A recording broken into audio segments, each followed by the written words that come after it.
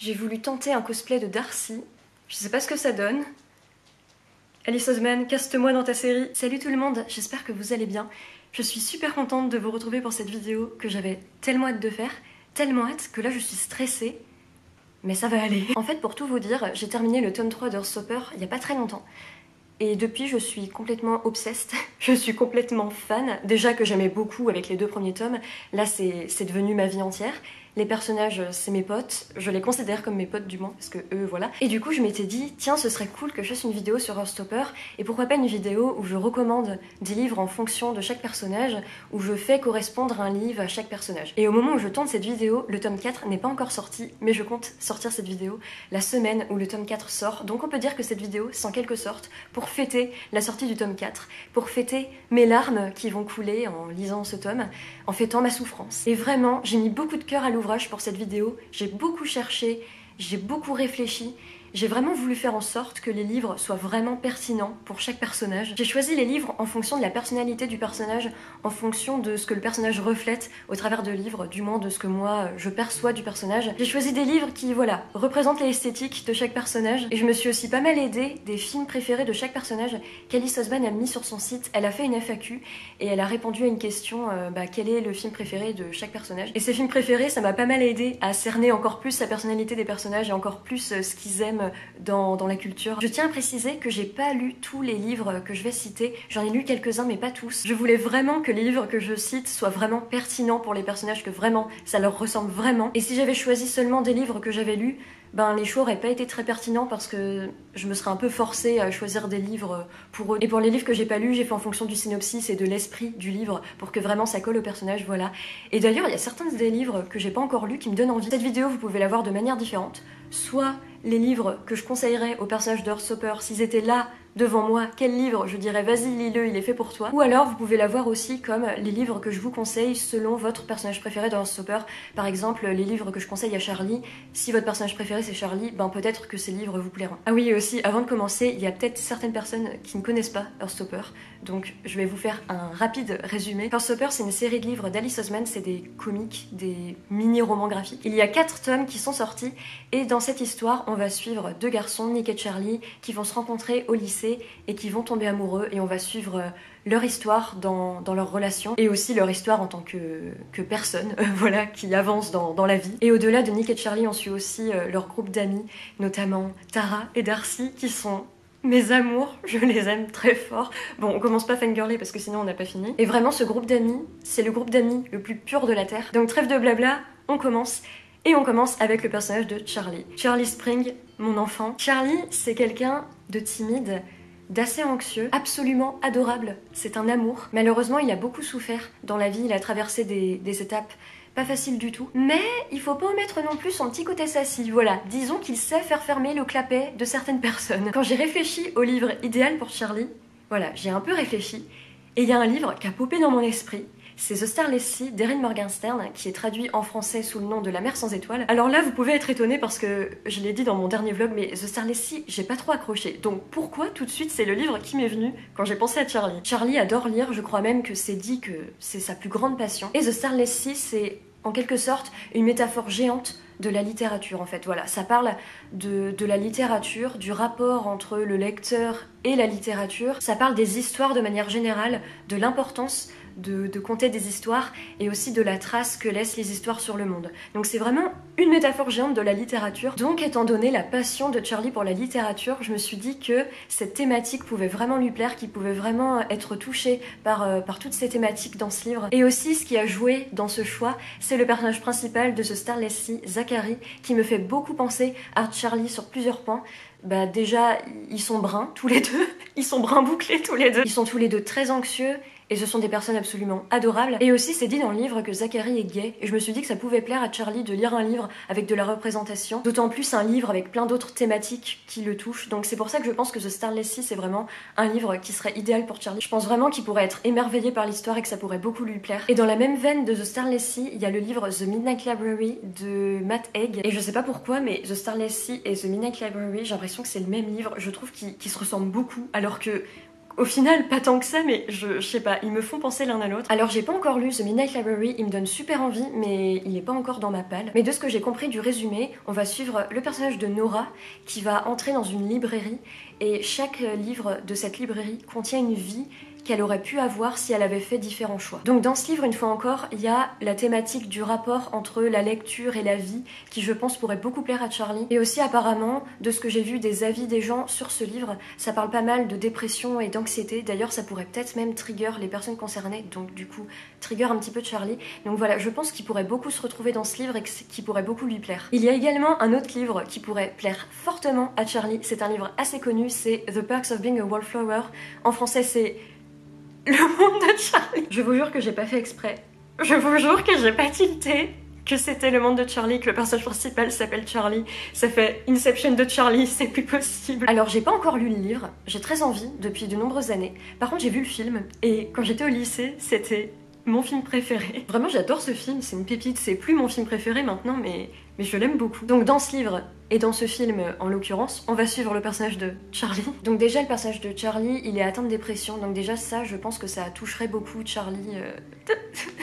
L'autre Charlie. Je pense du coup qu'il s'identifierait beaucoup au personnage et qu'il le toucherait beaucoup. Et ensuite ce personnage au lycée, on le suit commencer à se faire des amis, être dans un groupe d'amis et tomber amoureux. Et voilà, on suit en gros la vie d'un lycéen et même de son groupe d'amis. On suit leur histoire d'amitié, on suit aussi des périodes plus difficiles. Et je sais pas pourquoi, mais je trouve que ce livre, c'est vraiment l'esthétique de Charlie avec la vie au lycée, avec... voilà, c'est un livre qui traite de la dépression, qui traite de sujets difficiles, ça parle d'amitié aussi, ça parle de beaucoup de belles choses tout en montrant aussi des périodes plus difficiles. Donc je sais pas, ça me fait vraiment beaucoup penser à Charlie Spring. Par contre, faudrait le prévenir qu'il y a pas mal de trigger warning dans ce livre. Et enfin, le dernier livre que je conseillerais à Charlie, c'est... Je suis obligée de prendre mon téléphone parce que je sais plus le titre. C'est The Boy, the Mole, the Fox and the Horse. Et en français, c'est L'enfant, la taupe, le renard et le cheval de... Charlie Mackesy. Je vous jure, j'ai pas fait exprès. Ça veut vraiment dire que ces livres sont faits pour Charlie. C'est un livre absolument magnifique, où il n'y a pas vraiment d'histoire, il n'y a pas vraiment de plot. En fait, c'est un peu une sorte de conte, où il y a des citations pleines de sagesse, émouvantes et poétiques. C'est un livre très doux, qui fait beaucoup de bien, et je pense que c'est un livre qui pourrait beaucoup réconforter Charlie. Maintenant, on va passer au personnage de Nick Nelson. Nick, c'est quelqu'un d'assez extraverti, de sociable, et en même temps, il est si doux, si pur, si gentil. Vraiment là, Alice Oseman, elle a mis la barre trop haute parce que Nick, c'est vraiment le meilleur mec du monde. Vraiment, on fait pas mieux que Nick. Pour Nick, déjà, je voulais un livre en français parce qu'en fait, on apprend durant un stopper que le père de Nick vit en France et du coup, Nick, il est... Je sais pas si on peut dire qu'il est complètement bilingue, mais en tout cas, il parle très bien français et il le parle de manière... fluente, ça se dit pas, fluide, comment on dit? Mais il parle couramment français. Je cherchais un livre français, mais je voulais aussi un livre pas trop long, parce que voilà, je vois pas Nick se taper les 3 tomes de je sais pas quel classique français. Donc voilà, je voulais un livre pas trop long, qui soit facile à lire, mais quand même un classique français, parce que je pense que ça pourrait lui plaire de lire plus de livres en français. Donc je cherchais, et d'un coup, j'ai eu une révélation. J'ai trouvé THE livre idéal pour Nick, c'est Le Petit Prince d'Antoine de Saint-Exupéry. Donc déjà tout simplement, je pense que ça plairait beaucoup à Nick de lire un livre classique de la littérature française. Je pense que ça lui plairait d'en apprendre plus. Et en plus de ça, il est court et assez facile à lire, donc je pense que ça pourrait totalement convenir à Nick. Et en plus, ce Petit Prince, c'est si beau, si touchant, et il y a des réflexions sur la vie, sur les réflexions humaines, il y a des réflexions sur tout en fait, vraiment sur la vie. Et ça, je pense vraiment que ça pourrait vraiment plaire à Nick et qu'il serait beaucoup touché par ce livre. Pour les autres livres, on rentre dans un registre totalement différent. Nick est fan de pop culture, il adore les super-héros et notamment son film préféré c'est Avengers. Donc j'ai un peu cherché des livres dans ce registre-là. Moi j'avoue c'est pas du tout mon truc mais... je ferai tout pour Nick Nelson. Donc voilà, j'ai cherché des livres un peu autour des super-héros, tout ça. Donc je conseillerais à Nick Renegades de Marissa Meyer, qui est Le Gang des prodiges en français. Et c'est un livre qui d'ailleurs a beaucoup d'avis positifs. J'ai vu plein de gens le lire et trouver ça absolument génial. Et le deuxième livre, c'est Soon I Will Be Invisible d'Austin Grossman. Lui, par contre, il n'y a pas encore de traduction française de ce que j'ai vu. Et en fait, c'est des livres avec voilà, des super-héros, des méchants à combattre, mais il y a aussi plus de nuances. C'est pas que les méchants versus les gentils. C'est un peu plus profond. Il y a plein d'actions, ça parle de la frontière entre le bien et le mal. Je me suis dit que Nick, il aimerait trop ça. Je pense vraiment que ça pourrait beaucoup lui plaire. Il y a de l'action, des super-héros. Je pense qu'il serait très content de lire ça. Et j'en profite également pour conseiller une saga à Nick.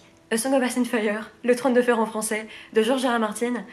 Je sais ce que vous vous dites. Vous vous dites, Solène, tu abuses, tu voulais juste placer ta saga préférée, c'est pour ça que tu l'as mise là. Mais non, j'ai vraiment une justification pour conseiller cette saga à Nick. Vraiment, je pense que cette saga pourrait vraiment plaire à Nick, déjà parce que il y a de l'action et il y a des héros, donc c'est pas des super-héros avec des pouvoirs, mais ça reste quand même des héros. Je pense vraiment que l'histoire et l'univers pourraient vraiment plaire à Nick, et en plus, dans le Trône de Fer, il y a des réflexions très profondes sur la réalité de l'horreur de la guerre, sur la guerre de manière générale, sur les relations humaines, sur plein de choses, il y a des réflexions sur plein de choses, et je pense que Nick, déjà qu'il y aura l'action et les héros qu'il demande et qu'il aime, avec toutes ces réflexions en plus, je pense que vraiment ça peut être une saga qu'il aime beaucoup. Maintenant, on passe à Tara.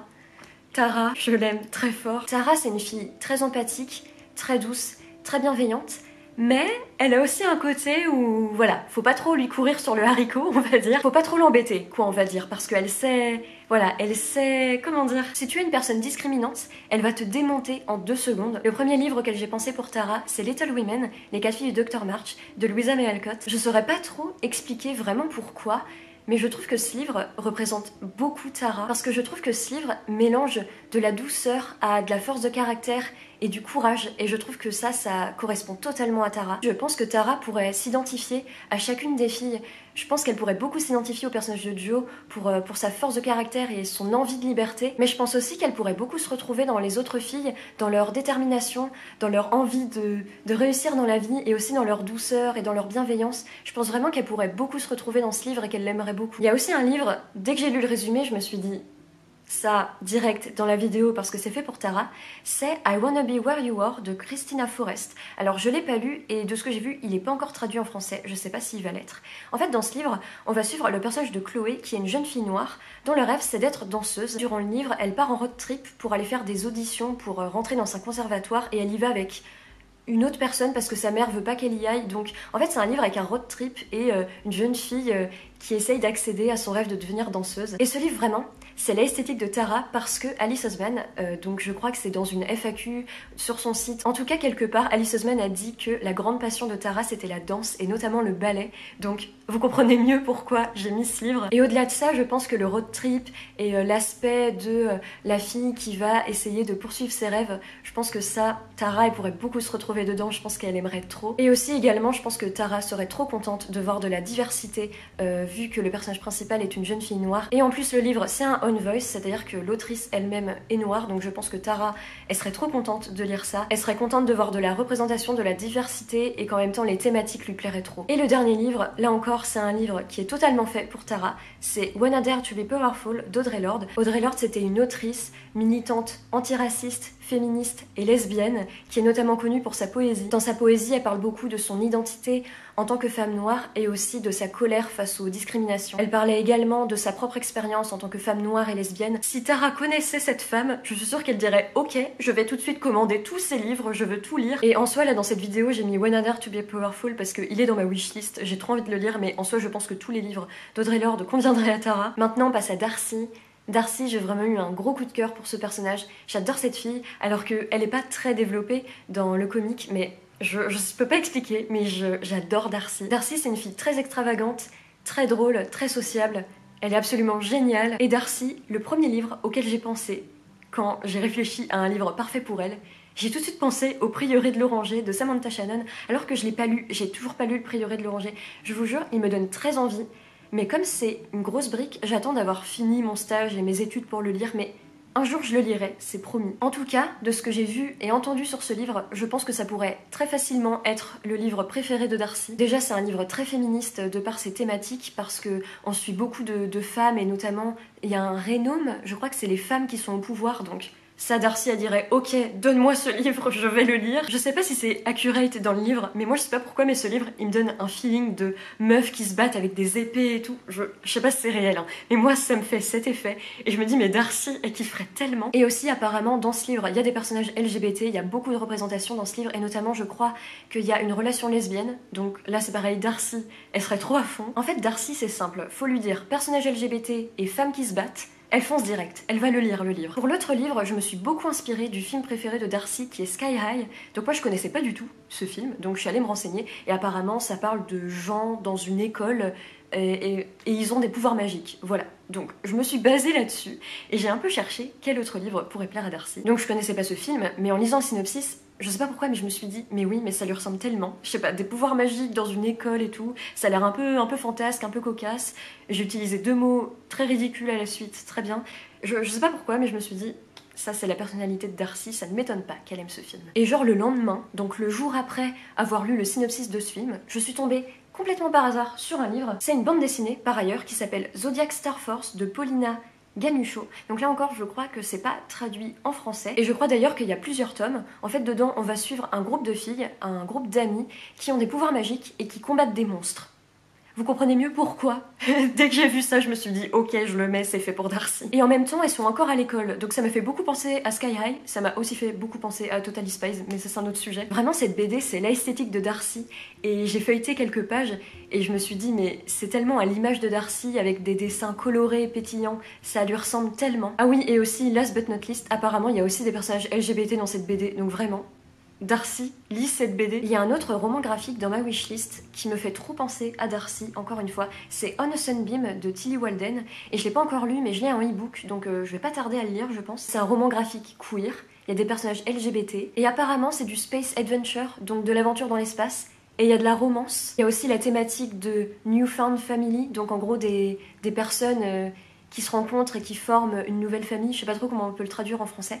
Enfin bref, tout ça, je me suis dit, mais déjà, moi j'ai très envie de le lire, et en plus, mais si je devais offrir un cadeau à Darcy, je pense que ce serait ce livre, avec les BD aussi que je viens de citer avant. Et aussi, pour finir avec Darcy, je pense que je lui conseillerais Les Culottés de Pénélope Bagieux, mais ça en fait, je le conseillerais à tous les personnages d'Heartstopper. Je pense que tous les personnages d'Heartstopper adoreraient ces livres. Maintenant, on passe au personnage de Elle, que j'aime beaucoup, même si elle n'est pas encore très développée. J'espère qu'elle le sera plus dans les prochains tomes d'Heartstopper, et pourquoi pas dans un roman juste pour elle, ce serait chouette. C'est une fille très gentille, très douce, très bienveillante, et elle parle pas beaucoup, mais par contre quand elle parle, tu sens à quel point elle est brillante, et tout ce qu'elle dit c'est tellement pertinent et chouette. Elle parle pas beaucoup, mais quand elle le fait, tout le monde se tait pour l'écouter, parce que vraiment elle est géniale. On sait aussi qu'elle aime l'art, parce que dans le volume 3 de Heartstopper, elle veut absolument aller au musée, alors que tout le monde à côté s'en fout. Elle est en mode non, moi je veux aller au musée. Et aussi sur son site, Alice Oseman a précisé que elle est passionnée par la mode et qu'elle fabrique elle-même des vêtements. Genre vraiment c'est mon goal de faire ça. Bah elle le fait. Du coup avec tout ça, le premier livre auquel j'ai pensé,